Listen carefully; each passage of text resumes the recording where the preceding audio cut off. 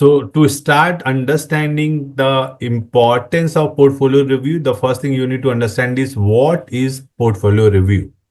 Portfolio review का मतलब जो हमारा सिंप्लीफाइड वर्जन में है वो सिर्फ यही है कि भाई पोर्टफोलियो का रिटर्न अच्छा आ रहा है या नहीं आ रहा, उसमें से कौन सी स्कीम रखनी है, कौन सी स्कीम निकालनी है, और कैसे अपने कस्टमर को अच्छा से अच्छा रिटर्न देना है। यही आपके पोर्टफोलियो रिव्यूज का एम होता है।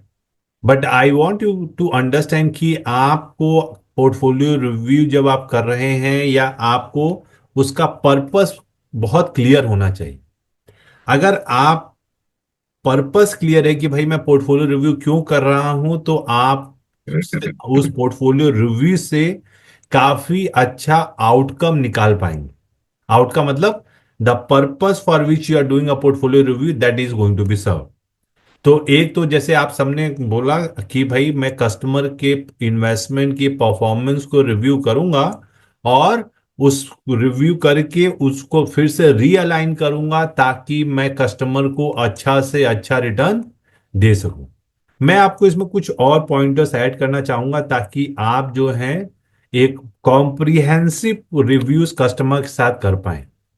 तो देखिए, जब भी आप पोर्टफोलियो रिव्यू कर रहे हैं दोस्तों, तो दो तीन चीजें आपको ध्यान में रखनी है। पोर्टफोलियो रिव्यू का एम सिर्फ परफॉर्मेंस नहीं होना चाहिए। परफॉर्मेंस तो हम लेते ही हैं।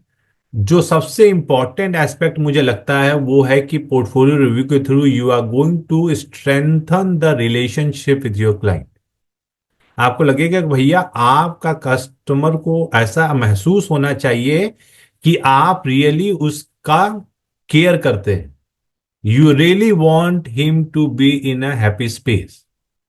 और ये कैसे होगा? जब आप उसके साथ एक अच्छा टाइम स्पेंड करते हैं। Just don't talk about technicals.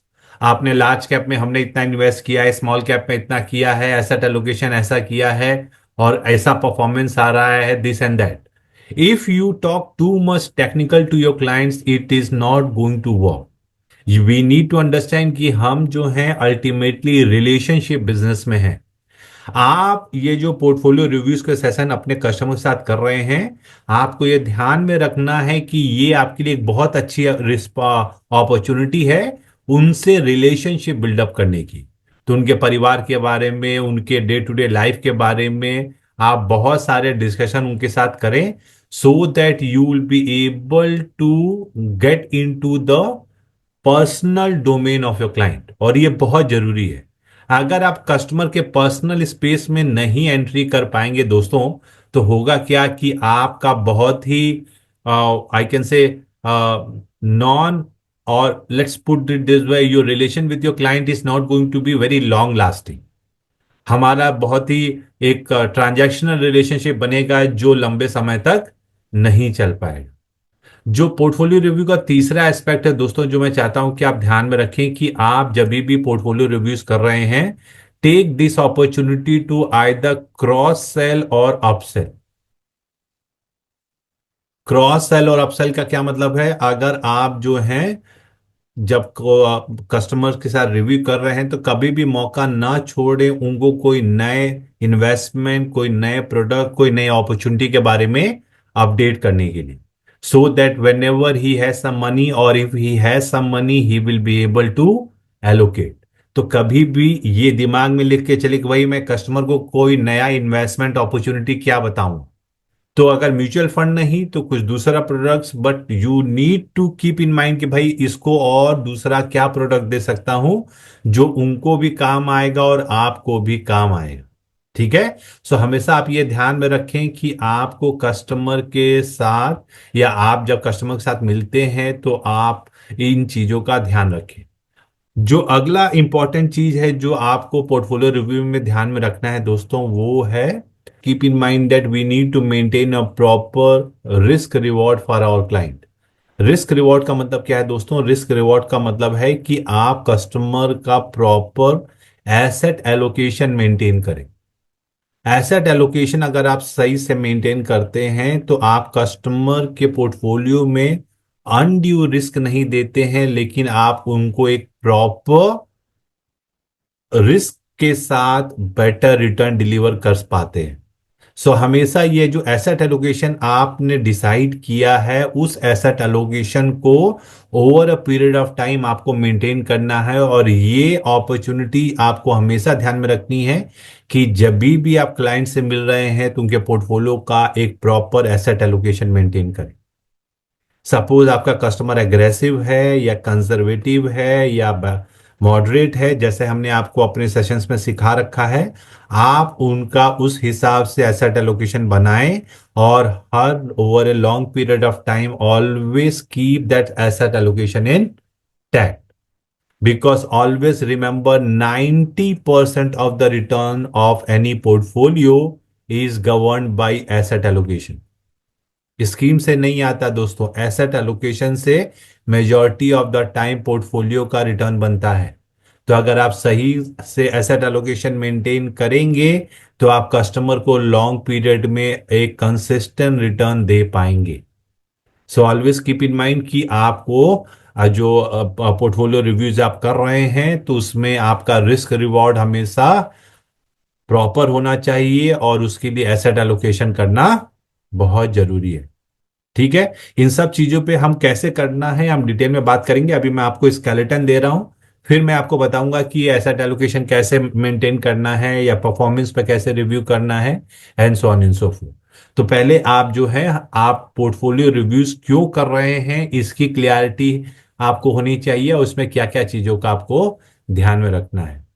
जो लास्ट चीज है दोस्तों वो ये है कि आपको कस्टमर्स के गोल्स जो है जो over period of time change होते रहते हैं, उनको भी ध्यान में रखना है whenever you are doing the portfolio review of the client. बहुत बार होता है कि कस्टमर का फैमिली में कोई एडिशन होता है या डिलीशन होता है, तभी भी आपको पोर्टफोलियो रिव्यूज के समय जो है पोर्टफोलियो में चेंजेस करने पड़ते हैं या करने चाहिए। तो आप जब गोल्स का कुछ चेंजेस हो रहे हैं तो वो भी आपको पोर्टफोलियो रिव्यू के समय इनकॉर्पोरेट करना चाहिए। तो इन चार सारी चीजों को अगर आप ध्यान में रखेंगे दोस्तों तो आप जो है एक प्रोडक्टिव पोर्टफोलियो रिव्यूज कर पाएंगे। Let's move to the first thing. जब आपको प्रॉपर एसेट एलोकेशन मेंटेन करने के लिए जो हम कह रहे हैं उसका मतलब क्या है। Now if we want to maintain a proper risk reward for a client, अगर हमें अपने क्लाइंट के लिए एक प्रॉपर रिस्क रिवॉर्ड मेंटेन करना है दोस्तों, तो जैसे हमने आपको बताया एक प्रॉपर एसेट एलोकेशन मेंटेन करना बहुत जरूरी है ना। अब ये एसेट एलोकेशन कैसे आप करते हैं दोस्तों, क्या हमने आपको बताया है, पहले आपको कस्टमर की रिस्क प्रोफाइलिंग करनी पड़ती है ना। आप सबको मालूम है रिस्क प्रोफाइलिंग कैसे करते हैं। जब रिस्क प्रोफाइलिंग आप करते हैं तो आपके क्लाइंट का जो रिस्क प्रोफाइल है या वो एग्रेसिव आएगा या मॉडरेट आएगा या कंजर्वेटिव आएगा। अब इसमें आप कितना इक्विटी दे रहे हैं, कितना डेट दे रहे हैं, कितना गोल्ड दे रहे हैं, ये आप एज एन एडवाइजर डिसाइड करते हैं क्लाइंट के लिए। जब आप पोर्टफोलियो रिव्यूज करते हैं दोस्तों तो आपको देखना है कि अगर लेट्स अज्यूम आपका कस्टमर जो है उसका रिस्क प्रोफाइल मॉडरेट है, ठीक है, तो आपने डिसाइड किया कि भाई क्योंकि मेरा कस्टमर का रिस्क प्रोफाइल मॉडरेट है, मैं उसको लेट्स से मैं उसको 60% इक्विटी दूंगा। लेट्स से आप कह रहे हैं भाई मैं 20% उसको जो है डेट दूंगा। Then I am going to give let's say 10% जो है मैं गोल्ड दूंगा, और मैं बाकी का जो है वो कैश में रखूंगा। ठीक है, मैं एक हाइपोथेटिकल एग्जांपल ले रहा हूं, आप अपने हिसाब से चेंज कर सकते हैं। इन सबका जो सम है वो 100% होना चाहिए, इतना आपको ध्यान में रखना है। ठीक है, क्योंकि टोटल पैसे को हम हर जगह पे डिवाइड कर रहे हैं। तो हमने कहा भाई ये मेरा एसेट एलोकेशन है जब मैंने कस्टमर का इन्वेस्टमेंट जर्नी शुरू किया। नाउ जब आप कस्टमर के पोर्टफोलियो रिव्यूज के लिए बैठते हैं तो आपको पहले से ये देख लेना है कि अभी कस्टमर का एसेट एलोकेशन क्या है। क्या इक्विटी का एसेट एलोकेशन बढ़ गया या घट गया। तो उसके हिसाब से आपको पता चलता है कि कहां से पैसा निकालना है और कहां पे डालना है। This means what, assume equity का जो एसेट एलोकेशन है वो घट गया और वो 55% है, डेट का एसेट एलोकेशन से 25% है, और गोल्ड का और कैश दोनों 10-10% है। इसका मतलब क्या है दोस्तों, हमने जो एसेट एलोकेशन डिसाइड किया था जिसमें डेट 20% था, वो अभी 25% हो गया। This means what, we need to book profit in debt and put that money into equity. हमें क्या करना है दोस्तों, इसमें क्योंकि इसका जो वेटेज है बढ़ गया है, जो हमने डिसाइड किया था, हमने क्या डिसाइड किया था, हमने 20% डिसाइड किया था, अभी वो बढ़ के 25 हो गया। तो रिव्यू के समय हम इसको बैक कहां पे लेके जाएंगे, हम इसको 20% पे लेके जाएंगे। 20% पे ले जाने के लिए हमें क्या करना पड़ेगा दोस्तों, हमारा जो डेट में निवेश है उसमें से हमें रिडम्पशन करना पड़ेगा। जो पैसे मैं यहां से निकालूंगा उसको मैं कहां डालूंगा दोस्तों, उसको मैं इक्विटी में डालूंगा, ताकि मेरा 55% फिर से 60% हो जाए। इसको हम क्या कहते हैं, एसेट रीएलोकेशन। हमने एक जगह से पैसे निकाले, प्रॉफिट बुक किया और दूसरी जगह पे निवेश किया जहां पे हमारी परफॉर्मेंस उतनी अच्छी नहीं आई। स्कीम की परफॉर्मेंस को रिव्यू कैसे करना है दोस्तों, ये देखिए।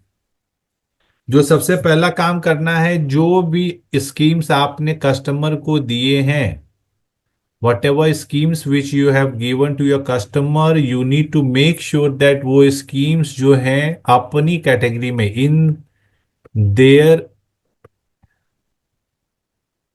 कैटेगरी, वो टॉप क्वार्टाइल में हो।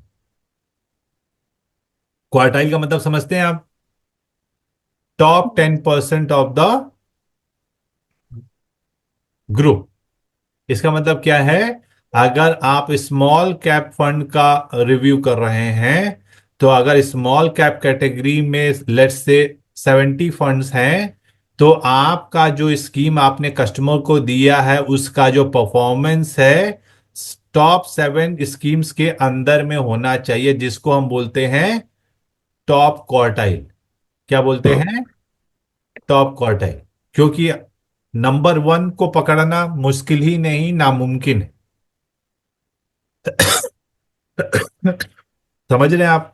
तो आपका फंड अगर टॉप क्वार्टाइल में है, इसका मतलब you have done a decent job, fund अच्छा कर रहा है और उसको कंटिन्यू करना है।